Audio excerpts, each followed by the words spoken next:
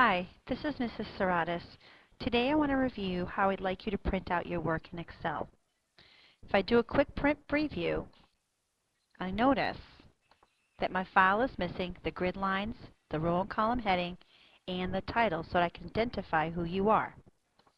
Now to fix that, make sure you're on the Page Layout tab.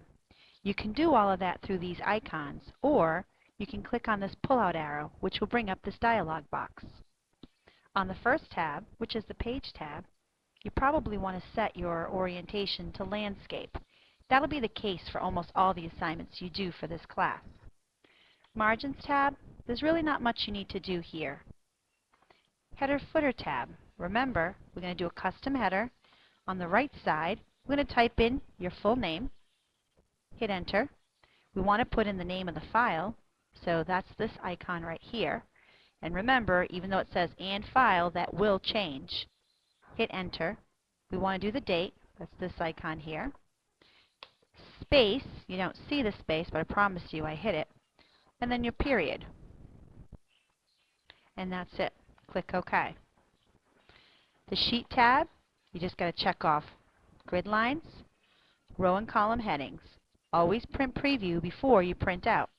Now look what happened. I've got my header here. I've got it set to landscape. I've got my grid lines, my row and column headings. One last thing you must check. This right here, your preview. Make sure it's page 1 of 1. In most cases, all the assignments you do are only 1 page long. One other thing I want to remind you, in case you had your orientation set to portrait and everything fit onto one page, as I see here, page 1 of 1, if your title is your header is interfering with your spreadsheet, simply click on the Show Margins button and drag it down so then we can see. And now you're ready to go ahead and print.